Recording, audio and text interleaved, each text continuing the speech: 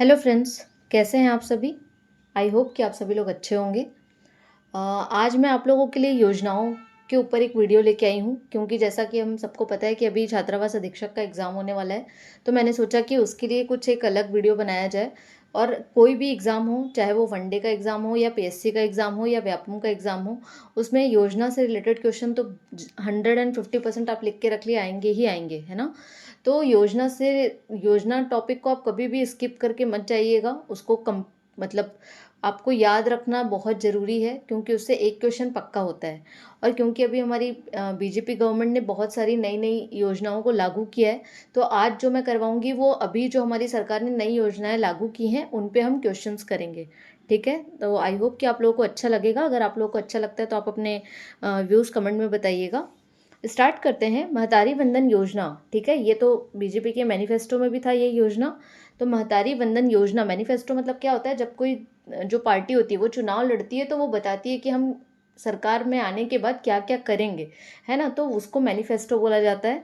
तो उनके मैनिफेस्टो में इस योजना को बहुत प्रमुखता दी गई थी, महतारी वंदन योजना को।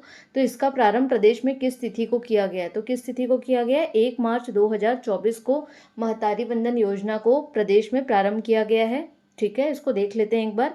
मैंने क्वेश्चंस किए हैं, उसके बाद योजना को पूरा कवर किया है, ठीक है, तो उसको ध्यान रखेंगे।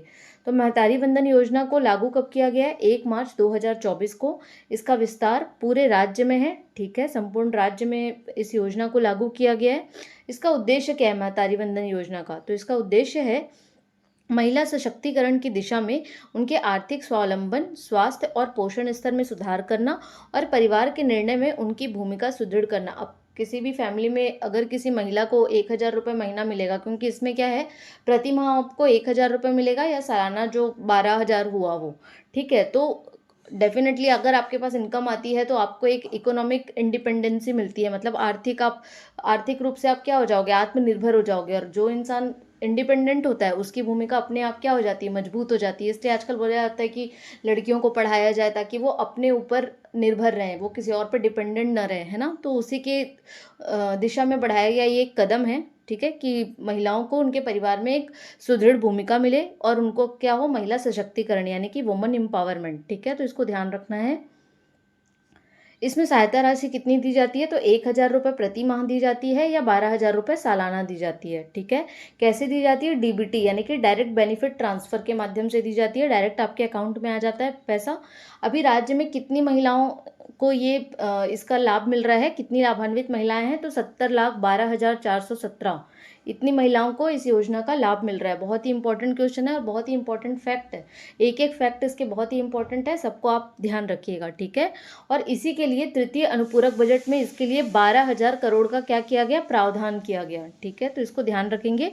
पहली किस्त इसकी दी गई थी 10 मार्च 2024 को, और अभी हाल ही में 1 अगस्त को 7वीं किस्त भी जारी कर दी गई है, ठीक है। तो ये एक बहुत इंपॉर्टेंट योजना है हमारे प्रदेश के लिए, तो इसको ध्यान रखना है। इसमें पात्रता के लिए जितनी भी योजनाएं अगर प्रदेश की होंगी तो उसमें एक तो कॉमन ही रहेगा कि वो छत्तीसगढ़ का मूल निवासी या स्थानीय निवासी होना चाहिए, ठीक है। दूसरा होगा 21 वर्ष की आयु पूर्ण कर ली होनी चाहिए, मतलब उनकी आयु जो है, एज जो है वो 21 साल तो मिनिमम होनी चाहिए, ठीक है। और महिला जो है, इसमें कंडीशन क्या है, विवाहित होनी चाहिए। उसके बाद अगर वो तलाकशुदा भी है या विधवा है या परित्यक्ता है तो भी कोई मतलब वो नहीं है, उनको भी इसका लाभ मिलेगा, ठीक है। तो ये ध्यान रखना है। और एक ये भी ध्यान रखना है कि अगर कोई महिला है या जो मान लो कोई ऐसी महिला है जिसको पेंशन मिल रही है या एकल निराश्रित का उनको पेंशन मिल रहा है, तो उसमें कैसे होगा कि अगर उनको मान लो 600 रुपये वो पेंशन मिल रहा है और 1,000 रुपये की राशि यहाँ से दी जाती है, तो इनको उनका बैलेंस यानी कि 400 रुपये दिया जाएगा, ठीक है। तो ये याद रखना है कि इसको कैसे दिया जाएगा, क्योंकि होता है कभी कभार आपको क्वेश्चन में पूछ सकता है कि वो पूछ लेगा कि इन योजनाओं के लिए क्या क्या पात्रता है, तो एक आपको दे देगा जो नहीं होगी, तो उसमें आपको निकालने आना चाहिए, ठीक है। तो इसको ध्यान रखेंगे, मैंने इसको पूरा कवर किया है।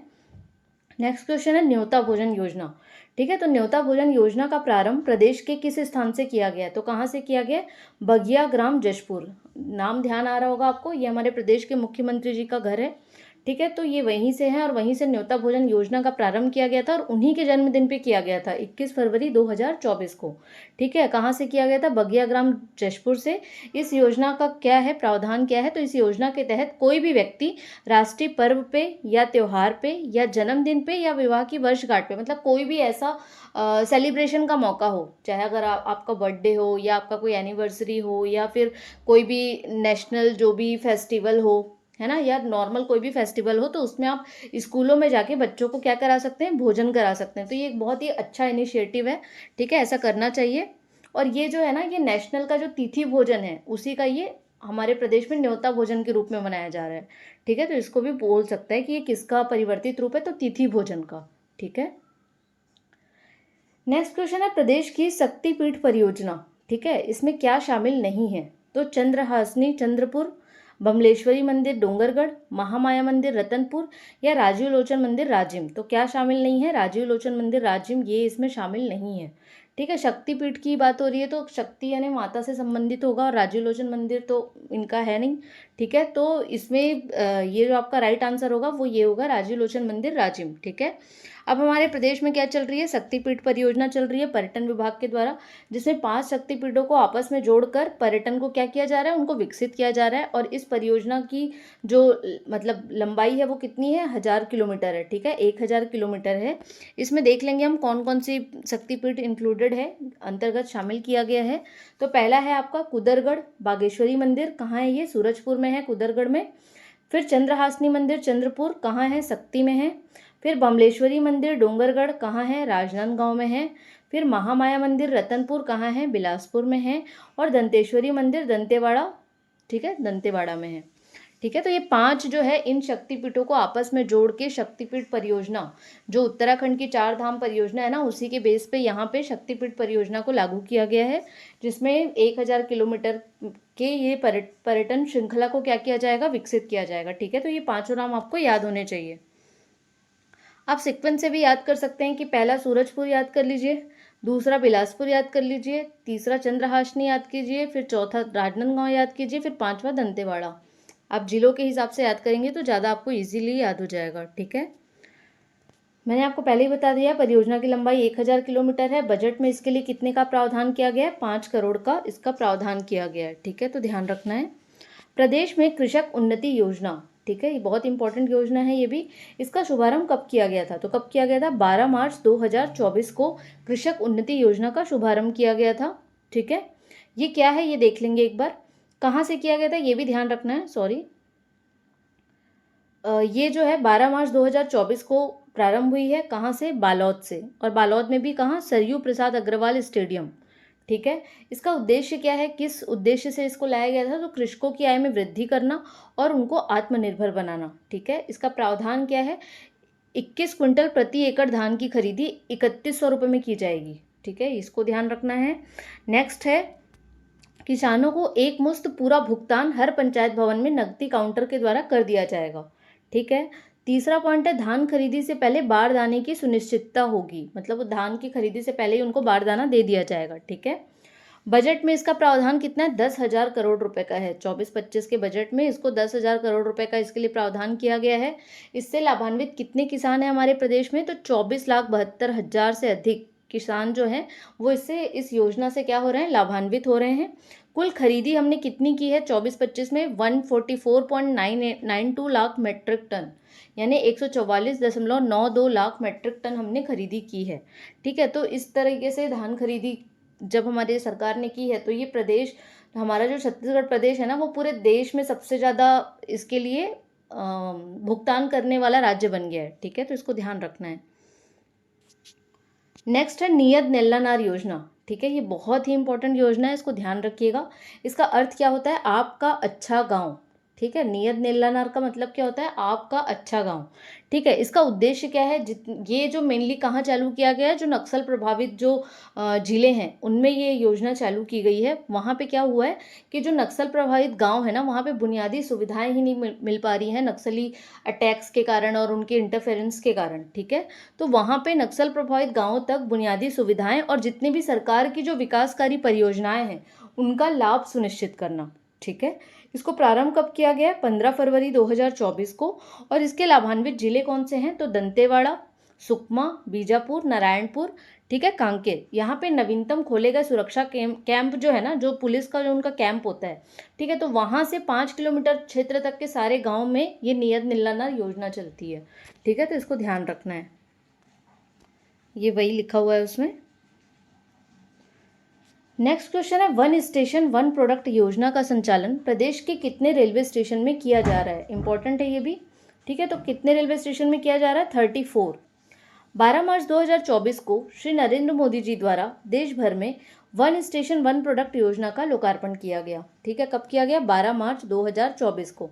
जब लोकार्पण हुआ, मतलब जब पूरे देश में ये लोकार्पण हो रहा था, उस टाइम छत्तीसगढ़ के 18 रेलवे स्टेशन में 24 स्टॉलों का लोकार्पण किया गया, ठीक है, और अभी वर्तमान में 34 रेलवे स्टेशन में ये बिक्री केंद्र खुले हुए हैं, ठीक है। तो जब लोकार्पण हुआ था, यानी कि जब उद्घाटन हुआ था, उस टाइम तो 18 रेलवे स्टेशन में ये चालू हुआ था, और अभी वर्तमान में 34 रेलवे स्टेशन में ये संचालित हो रहा है, ठीक है, तो इसको ध्यान रखेंगे।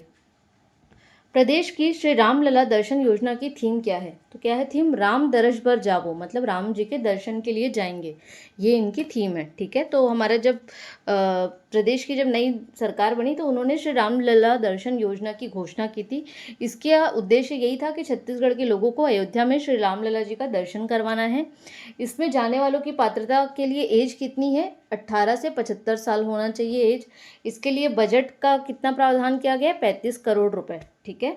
इसकी भी पात्रता के लिए शर्तें क्या क्या होनी चाहिए? पहला वही छत्तीसगढ़ का मूल निवासी होना चाहिए, और जितने भी लोग जाएंगे ना उसमें 75% लोग कहाँ से होने चाहिए? ग्रामीण क्षेत्र से, ठीक है, और 25% लोग कहाँ से होने चाहिए? शहरी क्षेत्र से, ठीक है, इसको ध्यान रखना है। प्रथम चरण में 55 वर्ष या उससे अधिक उम्र के व्यक्तियों को प्राथमिकता दी जाएगी, ठीक है, और 65 वर्ष से अधिक आयु के ऐसे व्यक्ति, मान लो कोई 65 वर्ष का है और उसने अकेले ही आवेदन किया है, तो उनके साथ वो अपने एक सहायक को यात्रा पे ले जाने के लिए उनको अनुमति मिल जाएगी, ठीक है। अगर वो 65 साल से अधिक के हैं और उन्होंने सिंगली अपना बस आवेदन किया है, तो वो अपने साथ एक और व्यक्ति को लेके जा सकते हैं। नेक्स्ट शर्त ये है कि अगर पति पत्नी में से किसी एक का नाम यात्रा के लिए चुना जाता है, तो अपने आप जो उसका जीवन साथी है ना, वो भी उसके यात्रा में जाने के लिए पात्र होगा, ठीक है। वो अकेले जाके क्या करेंगे? दोनों ही जाएंगे साथ में। फिर नेक्स्ट है क्वेश्चन, प्रदेश में पीएम सूर्य घर योजना, ठीक है, पीएम सूर्य घर योजना, इस योजना के अंतर्गत कितने घरों को रोशन करने का लक्ष्य रखा गया है? तो कितने घरों को रोशन करने का लक्ष्य रखा गया है? 1 करोड़, ठीक है, 1 करोड़ घरों को रोशन करने का लक्ष्य रखा गया है पीएम सूर्य घर योजना के तहत। अब नाम से ही समझ आ रहा है, सूर्य घर यानी कि सोलर से रिलेटेड है ये, थोड़ा बहुत नाम से भी आप योजनाओं को समझ सकते हैं। तो प्रदेश में जो भी लोग सौर पैनल लगवाएंगे ना, उनको क्या दिया जाएगा? सब्सिडी दिया जाएगा। इसकी नोडल एजेंसी क्या है? एनटीपीसी है। इसमें क्या होगा? इसका लक्ष्य क्या है? प्रति माह 300 यूनिट तक आपको मुफ्त बिजली दी जाएगी, और उससे 1 करोड़ घरों को क्या किया जाएगा? रोशन किया जाएगा, ठीक है। अनुदान राशि कितनी है? केंद्र की तरफ से जो सब्सिडी मिलेगी, आप जो सौर पैनल लगवा रहे हैं उनको जो सब्सिडी मिलेगी, उसमें केंद्र की तरफ से उसका जो पार्ट होगा वो होगा 75%, यानी कि 75%, और राज्य की तरफ से 25%, ठीक है, तो इसको ध्यान रखना है। तो आज हमने इतनी ही योजना की है, कल इसका एक पार्ट और आएगा जिसमें बची हुई हम योजनाओं को कवर करेंगे। आप लोग प्लीज़ इस वीडियो को अच्छे से देखिएगा। अगर आप लोगों को कोई डाउट आता है तो आप वो भी पूछ सकते हैं, और अगर आपको ये वीडियो अच्छा लगता है तो इस वीडियो को लाइक कीजिए, चैनल को सब्सक्राइब कीजिए, और अपने दोस्तों के साथ भी शेयर कीजिए। अगर आपका कोई और फीडबैक है तो आप वो भी हमें बता सकते हैं। और अच्छा, एक सब्सक्राइबर ने बोला था कि आप क्वेश्चंस थोड़े बढ़ा दीजिए, बट ऐसा नहीं होता कि सिर्फ क्वेश्चन बढ़ाने से कोई चीज़ हो जाएगी। इम्पॉर्टेंट हमेशा से, अगर आप किसी भी एग्ज़ाम की तैयारी कर रहे हैं तो ये ध्यान रखिएगा कि quality is always better than quantity. मतलब आपके क्वेश्चंस की क्वालिटी बहुत अच्छी होनी चाहिए। क्वांटिटी में 50 क्वेश्चन डाल दूं और सारे ही फालतू हों तो कोई मतलब नहीं होगा। मैं मोस्टली वो क्वेश्चंस डालने की कोशिश करती हूँ जो एग्जाम में उस टाइप के क्वेश्चंस आते हैं, इसलिए मैं हमेशा आप लोग को बोलती हूँ कि प्रीवियस ईयर क्वेश्चन सॉल्व कीजिए। उससे आप लोगों को पता लगेगा कि एग्जाम में किस टाइप के क्वेश्चंस आते हैं, ताकि आप उसी टाइप के पढ़ें। अगर आप बैठ के सारा ही कचरा पढ़ रहे हैं तो उसका कोई मीनिंग नहीं निकलेगा और आपका टाइम भी वेस्ट होगा। तो मेरी कोशिश यही रहती है कि मैं आप लोगों के लिए सही क्वेश्चंस लेके आ पाऊँ। अगर आप लोग को फिर भी कुछ लगता है तो आप लोग मेरे साथ शेयर कर सकते हैं, बट प्लीज़ आप लोग सब्सक्राइब करते रहिएगा। Thank you so much.